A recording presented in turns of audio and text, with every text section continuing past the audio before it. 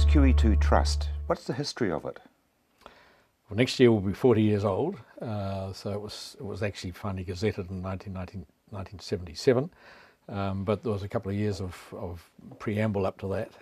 It was really formed by a group of pretty visionary farmers who looked around during the period where the government was encouraging land development encouragement grants, so people were knocking down bush and being paid to do it. And a number of farmers, people like Gordon Stevenson, who died last year, Peter Ilworthy, and Sir Thaddeus McCarthy, who was the first trust chair, said we need to start providing a mechanism for farmers so they can actually protect that what they've got on their land if they want to.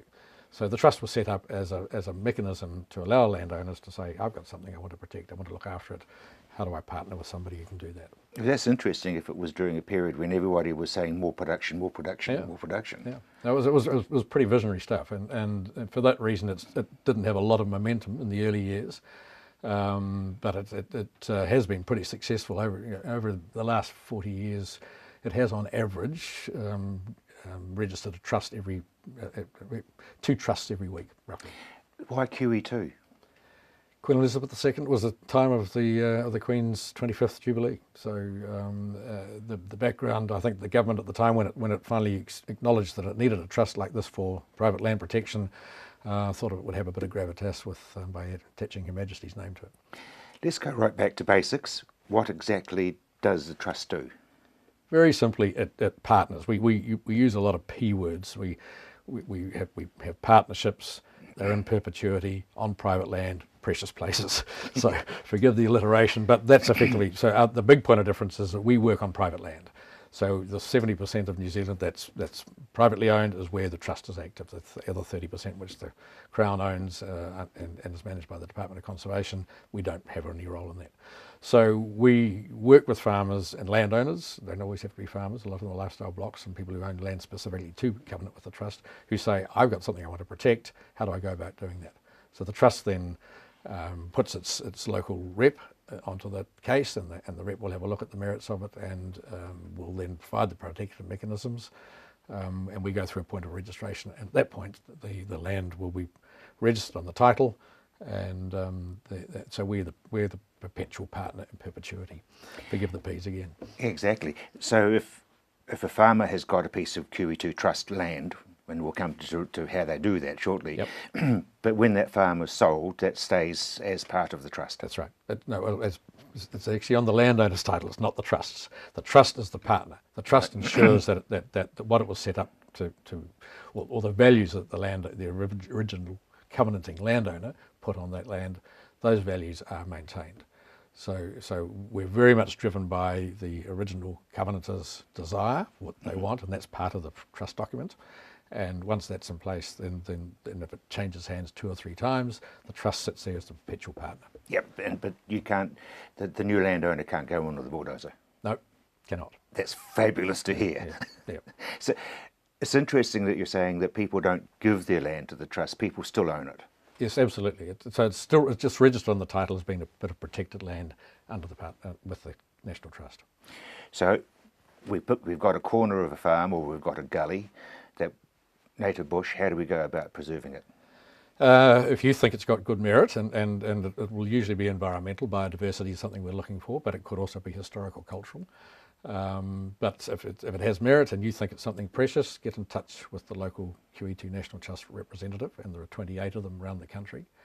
That person will come out, and they're experts on the local ecology and local area, and they'll assess it, and if it's got good merit, they'll recommend it for protection. It then goes through a process. They will try and leverage as much support as they can out of other organisations like regional councils, because regional councils have responsibility in law to protect biodiversity in their regions. So quite often we will work with those councils, and some are very good, some are not quite so good. But some of them are average, but some of them are very good. Some of them are very good, and we're trying to get a bit of a national consistency about that. And they use us as the covenanting partner. So they may come to the party, excuse me, with a fencing subsidy. The trust will match the landowner's fencing contribution 50-50. So whatever's left after the regional council, the trust will come up with that on 50-50, and the trust will pay for the survey costs. Thereafter, it still remains very much in the landowner's responsibility to look after it. So they do the weed and pest control. We are just going to say pest control is pretty important. Yep. Fence maintenance, pest control and weed control are still the responsibility of the landowner. The trust isn't actually funded to do that. We would like to be. We'd like to get more funding that enables us to support our covenanters. And that's something we're working on, is trying to do that. But currently we're funded basically to do the protective role. But yeah, it's a huge landowner contribution that's not recognised nationally. It runs into the hundreds of millions, if not billions of dollars in terms of foregone opportunity and just annual costs. You're looking after the fences, you're dealing with the pests, you're dealing with the weeds, and you're doing that in the national interest at your cost. Yeah, but it's a really good feeling. Yep, it is. There's a very good feeling about it, and we have some wonderful results. We have people who, they're farmers who their land that they're protecting is probably more important in some cases than the productive stuff. And as you get a bit older, you get to a bit of a legacy thing, and you start saying, well, this is something I want to leave behind. And we get a lot of people in retirement age saying, before I sell or before I move on, I want to protect that. I want to come to the National Trust and make sure that it's going to be there in perpetuity. I'm yet to come across a farmer, James, who doesn't want to leave the land better than when he found it. Correct. And that's the thing. So tell me about the fence, because does it keep predators out? Does it keep deer out? Well, yeah, I mean, they're supposed to be, stock proof is what we're talking about, because historically we've been looking at keeping sheep and cattle and goats out.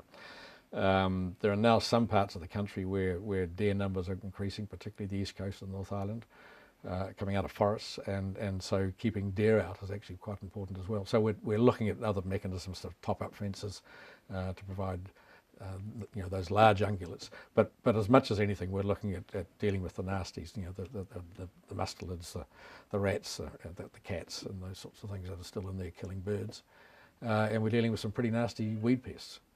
Old man's beard, for example, springs to mind. Old man's beard can just destroy a couple of Tretoscanthi is another one. There's just there's a raft of them. The further north you go, the worse it gets. Everything that's likely to grow will grow. Yeah, exactly. And covenanters do battle away and try pretty hard to keep their covenants in good, pristine order, but it's a bit of a battle. James, is there an opening there for urban people to come out and spend a day in the country and help out, and then have a barbecue at the end of the day and go home? Well, I think that's one of the areas that I'd really love to see that. We're not well known in urban New Zealand. Most farmers know of us. Provincial areas sort of have a brief understanding of us, but the major cities don't. And I think it would be a wonderful role wonderful partnership, another form of partnership where urban people could come out and say, look, I'll spend a day with you. I'll bring my hammer, knock a few stables in, show me how to cut down the weeds, maybe give you a hand to set of stoat traps or whatever else, and enjoy doing something in the national good, and then also spending time with the farmers, as you say, having a barbecue and a beer at the end of the day and saying, well, it's a good job 2 or 3 times a year. The landowner would love it. The urban people would get some real benefits out of it.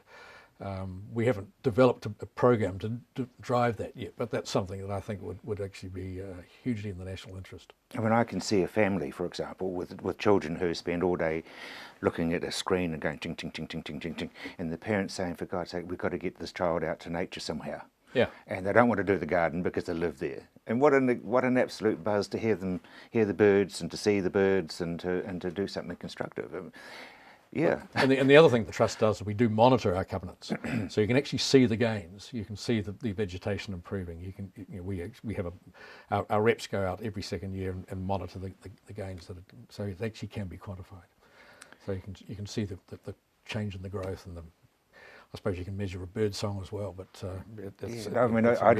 I take my hat off too, because there's all around the world there are people destroying stuff, and you guys, the QE2 Trust, are rebuilding. So, congratulations. Well, 70% of New Zealand's been heavily modified, and we're dealing with the last bits, the underrepresented, the threatened, the little bits that are still left on some of those areas, and some of them are huge actually. But that's what makes this country so important. It's got a unique biodiversity that nowhere else in the world has, and we have a responsibility to look after that. So most landowners will certainly have a production focus, but they also have, I think, a very responsible focus about leaving the land better, keeping the balance. So biodiversity, it's almost an abused word, but it is about biological diversity. So it's about having native animals and native plants and those things which make New Zealand so different.